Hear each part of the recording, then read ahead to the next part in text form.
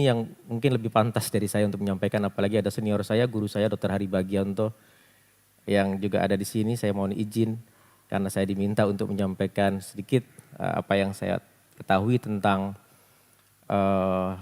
takwa dan kesehatan. Mudah-mudahan tema ini bisa mengingatkan kita tentang bagaimana nikmat Ramadan ini yang ujungnya adalah atau tujuannya adalah agar kita menjadi orang-orang yang bertakwa.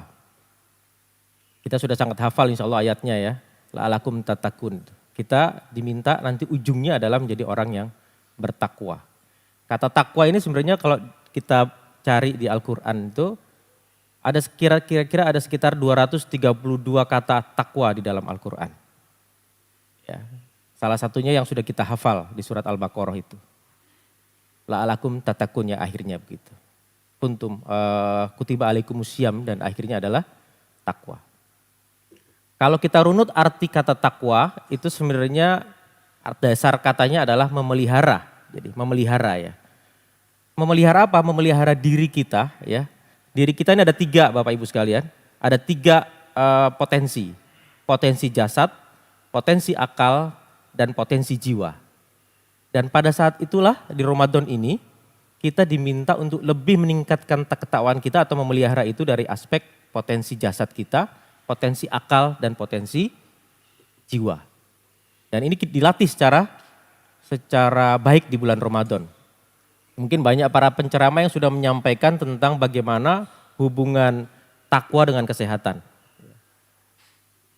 Orang yang berpuasa itu apa yang disampaikan oleh Rasulullah baginda kita. Beliau menyatakan sumutasihuni suatu fakta ya. Kami di bidang kesehatan atau dokter di rumah sakit melihat banyak sekali kenyataan bahwa orang-orang yang berpuasa itu memiliki keunggulan sehat yang lebih baik daripada orang yang jarang berpuasa. Makanya banyak mungkin nasihat-nasihat para dokter kalau sakit itu dikurangi ininya, dikurangi itunya gitu ya. Bahkan kemudian diminta untuk beristirahat lambungnya untuk kemudian agar lambung, saluran pencernaan itu bisa beristirahat secara baik. Di Ramadan ini kan dari subuh sampai maghrib kita sudah mengistirahatkan saluran pencernaan kita secara baik pula.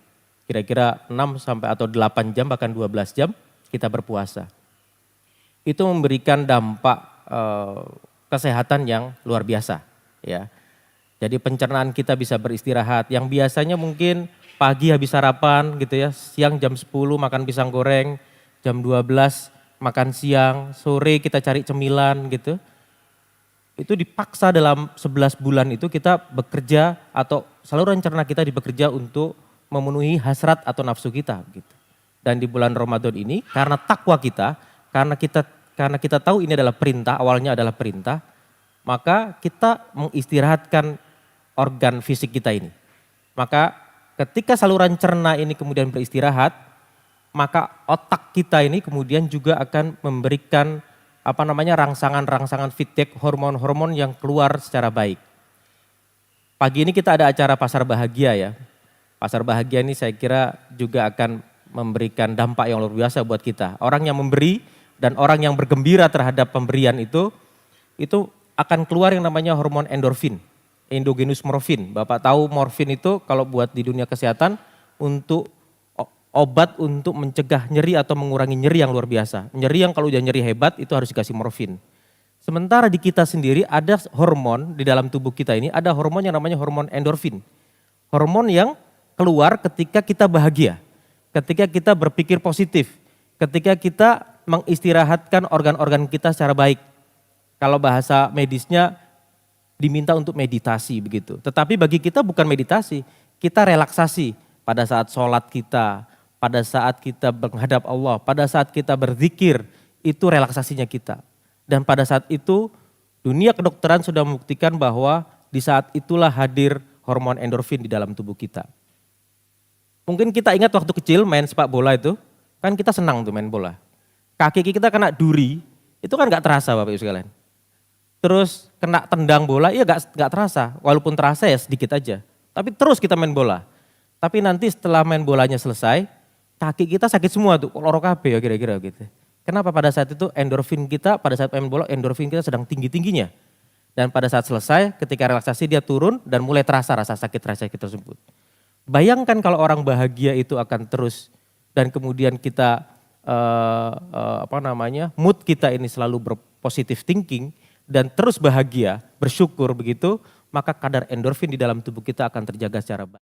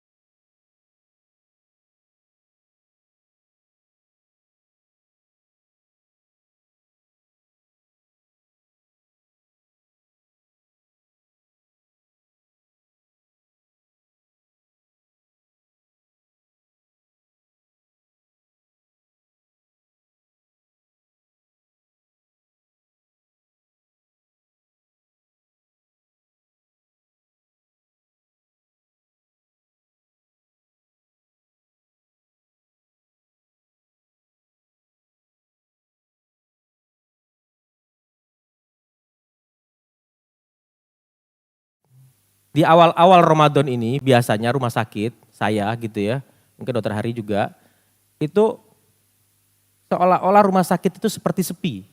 Kok turun ya kasus-kasus ini ya? Jarang pasien yang datang ke praktek-praktek dokter gitu ya. Kenapa pada saat itu mungkin orang sedang happy-happynya gitu. Nanti tengah-tengah Ramadan biasanya udah mikir lebaran, harus belanja, harus ini. Itu kadang-kadang lupa. Dia stres lagi tuh mikir bahwa nanti setelah Ramadan gimana, nanti mau beli baju, bagaimana uang itu merasa bahagia seolah-olah terganggu. Pada saat itu kemudian biasanya di akhir-akhir Ramadan itu pasien banjir lagi di rumah sakit. Apalagi setelah Ramadan, waduh kita sudah sampai kewalahan untuk menerima pasien-pasien yang sakit karena lambungnya, sakit karena hipertensi, sakit karena, bukan karena tidak berhasilnya Ramadan ini, tapi manajemen ketika di bulan Ramadan tidak baik. Jadi ketika kita bicara takwa ini, yang tadi artinya memelihara, maka tujuan takwa bukan sekedar dalam konteks syariah adalah mengerjakan apa yang diperintahkan dan kemudian menghindari apa yang dilarang, tapi lebih dalam konteks memelihara. Memelihara apa saja? Memelihara jasad kita, memelihara potensi jiwa kita, dan memelihara akal kita. Ini semuanya diperuntukkan untuk Allah Subhanahu wa Ta'ala.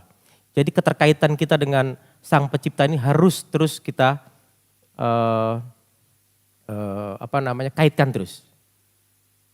Di salah satu buku yang saya baca karangan Muhammad Khalil Sabit ya, beliau mungkin membaca dari tafsir Ar-Razi, itu ada kisah Nabi Musa yang sakit perut dan kemudian memohon kepada Allah Subhanahu wa Ta'ala. Ya Allah, aku sakit perut, dan kemudian Allah menunjukkan suatu obat yang berasal dari daun-daunan yang ada posisinya ada di sekitar ketinggian di suatu gurun begitu ya, namanya saya lupa.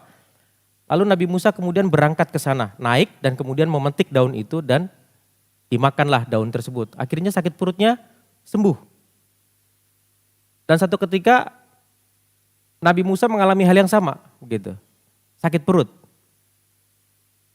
Karena beliau ini cerdas, beliau langsung ke bukit itu mengambil mengambil daun itu dan kemudian diminum gitu. Sama seperti kita kalau dari dokter dapat resep, terus kemudian sembuh, kalau sakit lagi nggak dokter lagi langsung ke apotek beli begitu, kira-kira begitu. Jadi pada saat itu justru sakitnya tambah parah begitu. Lalu beliau bertanya kepada Allah Subhanahu wa Ta'ala, ya Allah kenapa aku mengikuti syarat engkau, meminta makan daun ini, tapi saya sakitnya tambah parah begitu. Lalu Allah kemudian mengingatkan dan memberikan teguran. Pada saat yang pertama engkau berangkat dariku untuk menuju kesembuhan. Sedangkan yang kedua engkau berangkat darimu untuk menuju kesembuhan yang tidak akan ada hasilnya. Artinya apa?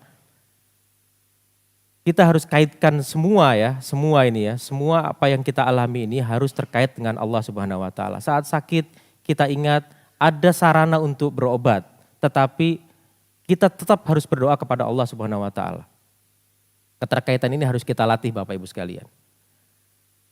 Saya terus terang sering sekali melihat karena saya sering jaga di UGD rumah sakit.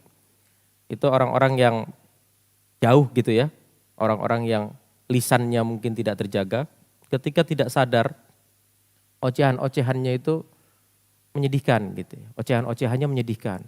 Yang disebut tuh sampai pincu-pincuan keluar, terus ngedumel. Tapi orang-orang yang terikat itu yang dibaca itu mungkin zikir, subhanallah, Allahu Akbar, itu tanpa sadar begitu. Jadi untuk mengaitkan itu agar potensi jasad fisik, jasad mental atau ruhiyah kita dengan akal ini selalu terkait, maka jangan lepaskan lisan kita ini untuk selalu berzikir kepada Allah dan menjaga lisan kita agar tidak secara sadar kemudian kita mengucapkan kalimat-kalimat yang tidak pantas. Dan ini saya kira banyak sekali fakta-fakta yang kemudian menjadi ibroh buat kita tenaga kesehatan. Oh ternyata begini ya orang-orang yang sakit yang kita tanya dulunya mungkin tidak terkait sekali atau kemudian menjauhi ajaran-ajaran agamanya. Jadi sulit sekali kemudian dia terkait dengan kalimat Allah begitu. Ini kan kita sedihkan. Kan manusia ini sebenarnya kan kalau menurut kacamata orang itu kan yang dilihat kan ketika masa suksesnya yang terkenal. Waktu itu dia pejabat, waktu ini dia adalah seorang dermawan begitu. Yang dilihat adalah ketika suksesnya yang ketika di akhir-akhirnya ini kan orang nggak tahu. Meninggal atau tidak, bagaimana nasibnya kita nggak tahu. Tapi kalau di mata Allah tuh justru yang paling penting adalah di akhirnya. Di mata Allah tuh yang penting akhirnya.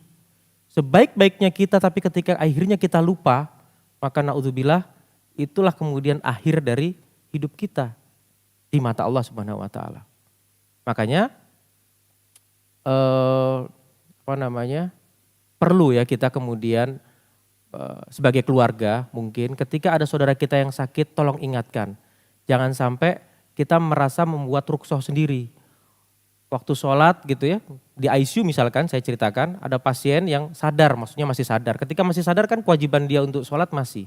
Itu keluarganya mungkin lupa atau pasiennya juga lupa untuk sholat di waktu itu sholat. Kalau nggak bisa dengan berdiri ya dia dengan tiduran. Kalau enggak ya dengan isyarat. Intinya adalah diingatkan. Dan ini adalah pentingnya keluarga untuk mengingatkan. Apalagi pasiennya dalam keadaan sakit. Biasanya, waduh saya sedang sakit dok, rasanya nggak mungkin saya sholat. Tetapi dia sedang sadar saat itu. Artinya masih sadar dan masih memiliki kewajiban sholat. Bayangkan kalau dia pada saat itu dia tidak sholat lalu kemudian penyakitnya memburuk. Maka akhir kehidupan yang saat itu tidak dalam keadaan sholat gitu. Ketakwaan ini sangat terkait dengan keimanan. Ketakwaan ini sangat terkait dengan keislaman kita. Makanya dalam konteks, ada 4 konteks saya ingin sampaikan. Ada 4 konteks sebagai pribadi. Kita ingat mungkin sering dibaca kalau bapak-bapak, ibu-ibu nih, bapak-bapak mungkin laki-laki setiap Jumat itu khotib kan sering mengingatkan, ya ayyuhalladzina amanu surat Al-Imran ayat 102 itu. Ya ayyuhalladzina amanu ittaqullaha haqqa tuqatih wala tamutunna illa wa antum muslimun. Sebagai pribadi, keislaman kita adalah tanggung jawab pribadi kita. Tanggung jawab keimanan kita adalah tanggung jawab pribadi kita. Berbeda, apakah keislaman kita ini suatu hak asasi? Pertanyaannya kan begitu. Apakah keimanan kita adalah hak asasi? Kalau menurut Imam Al-Maududi, keislaman kita bukan merupakan hak asasi. Karena hak asasi adalah yang melekat pada diri kita. Benar kita mungkin dilahirkan dari orang tua yang Islam, di lingkungan yang Muslim begitu. Tetapi berbeda, andaikan ada orang Afriko misalkan, ada orang Afrika datang ke Amerika, lalu kemudian gayanya dia ubah dari gaya Afrika menuju gaya Amerika, maka ras Afrikanya tetap melekat pada dia. Orang Jawa misalkan, dia datang ke Betawi, datang ke Jakarta, kemudian gaya ngomongnya seperti orang Betawi, maka sampai kapanpun dia menjadi orang Jawa, nggak mungkin dia berubah menjadi orang Betawi. Maaf, kalau ras Cina, walaupun datang ke Indonesia, datang ke Pulau Jawa, dia bisa bahasa Jawa yang kromo begitu, dia tetap rasnya adalah ras Cina. Tetapi keislaman kita tidak seperti itu. Gitu. Saat kita tidak sholat, saat kita tidak berpuasa 5 kewajiban itu, maka kita terlepas dari keislaman kita walaupun kita lahir dari orang Islam. Itu menurut Imam Al-Maududi. maka tanggung jawab keislaman kita adalah tanggung jawab pribadi kita. Dalam konteks keluarga, tanggung jawab mengingatkan keimanan kita adalah tanggung jawab keluarga juga. Bagaimana kemudian Nabi Yakub dan Nabi Ibrahim mengingatkan putra-putrinya, anak-anaknya untuk menjaga keislaman ini agar akhir hidupnya adalah dalam keadaan Islam. Gitu ya. Tanggung jawab pribadi kita kan tadi begitu ya. Wala tumutuna illa wa antum muslimun. Jangan kita mati dalam keadaan selain Islam. Begitu. Maka yang kedua sebagai konteks keluarga, kewajiban keluarga, ayah ibu terhadap anak, anak terhadap orang tua, ini seperti dicontohkan oleh Nabi Yakub, Nabi Ibrahim kepada anak-anaknya. Kita bisa lihat di surat Al-Baqarah ayat 132. A'udzubillahi minasyaitonirrajim. Ya bunayya. Ya bunayya. Ya bunayya.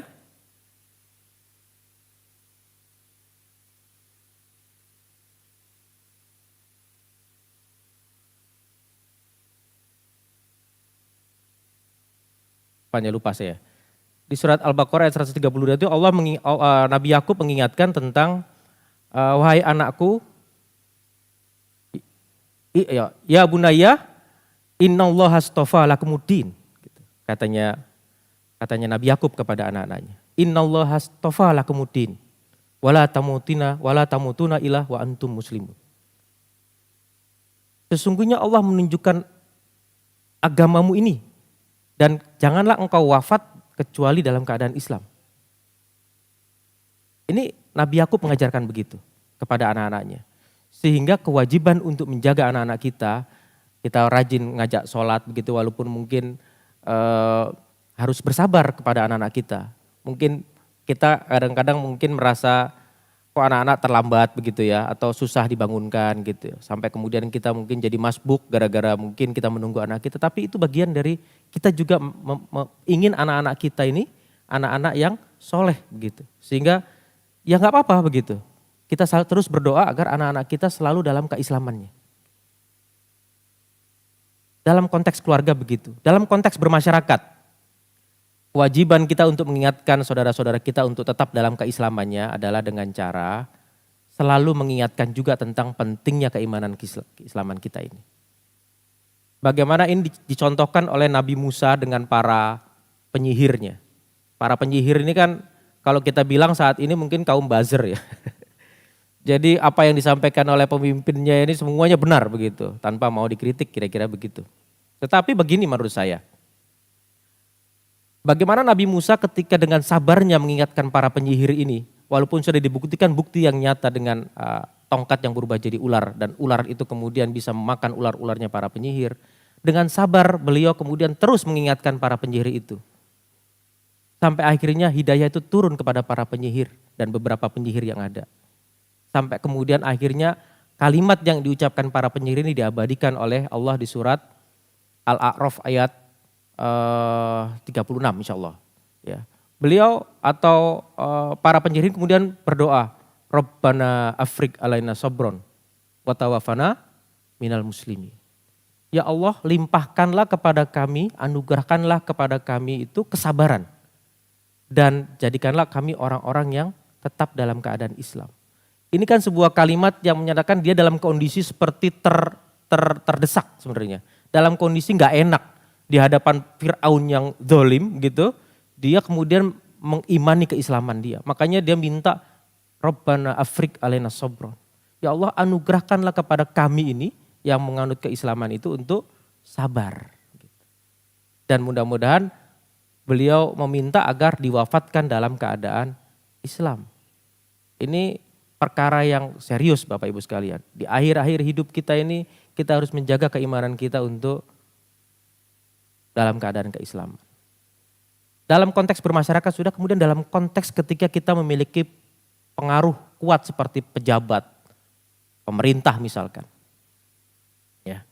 Sebagai pejabat dan pemerintah, sebagai orang yang memiliki kedudukan, maka juga jangan lupa untuk selalu ingat kepada Allah Subhanahu wa taala dan mudah-mudahan tetap dalam keislamannya walaupun godaan dunia sebagai pejabat, godaan dunia sebagai penguasa itu ada di dalam dirinya.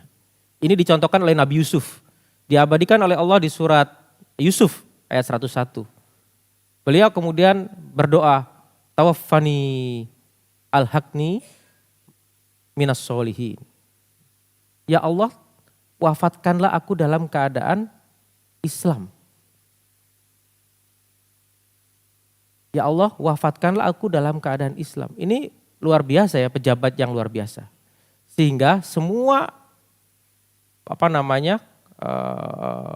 potensi atau semua piranti masyarakat secara pribadi, secara keluarga, secara bermasyarakat, dan kemudian sebagai orang yang berkuasa selalu ingat kepada kekuasaan Allah Subhanahu wa taala, dan mudah-mudahan Allah kemudian mengingatkan kita untuk berdoa, dan kemudian Allah kita semua mudah-mudahan selalu ingat agar wafat kita adalah wafat dalam keadaan keimanan. Mudah-mudahan kita semua di sini yang hadir pada saat ini Allah wafatkan dalam keadaan iman Islam, insyaallah. Terakhir, Bapak Ibu sekalian, saat ini berinteraksi dengan Al-Quran, mungkin ada beberapa kali yang sudah khatam Quran, ya sudah khatam Quran. Jangan lupa untuk membaca doa, ya yang diajarkan oleh Rasulullah di saat khatam Quran tersebut. Ya, kan kita sudah sering tuh ya, Allahumma habrna bil Quran dan seterusnya itu, tetapi ada doa lain. Ya, ada doa lain yang kemudian diajarkan oleh Rasulullah ketika kita khatam Quran, dan ini saya kira tidak harus hadam Quran. Di setiap saat kita berdoa agar kematian kita atau akhir hidup kita adalah husnul khotimah. Ya, doanya mungkin nanti Bapak-bapak bisa cek di Qurannya masing-masing. Allahumma ja'al khaira umri akhirah. Itu yang pertama. Allahumma ja'al khaira umri akhirah. Ya Allah, jadikanlah umurku yang sebaik-baiknya adalah di akhirnya. Gitu ya. Ya Allah, jadikanlah umurku yang sebaik-baiknya adalah di akhirnya, gitu. Lalu doa itu kemudian dilanjutkan dengan wa khairu amali khawatimahu. Dan jadikanlah sebaik-baiknya amalku adalah saat amal penutupnya, gitu. Ketika amal penutup, gitu. Jadi pada saat banyak kan kita dengar cerita ya, maksudnya saat sujud gitu ya, saat tilawah gitu. Dan yang terakhir doa yang diajarkan adalah wa khairu ayyami yauma alqaka fi. Sebaik-baik hari di mana hari ketika menghadap Engkau ya Allah. Ini 3 doa yang diajarkan oleh Rasulullah kepada kita semua untuk kita selalu latunkan agar hari-hari kita, apalagi umur kita, amal kita adalah di akhir yang baik, dan mudah-mudahan kita semua mengalami hal tersebut. Amin ya rabbal alamin. Sehingga ini menjadi nasihat penutup dari kami, mudah-mudahan bisa bermanfaat dan mudah-mudahan menjadi pengingat saya juga. Kita akhiri kajian kita dengan doa kafaratul majelis. Subhanakallah wa bihamdik, asyhadu alla ilaha illa anta, astaghfiruka wa atubu ilaik. Assalamualaikum warahmatullahi wabarakatuh.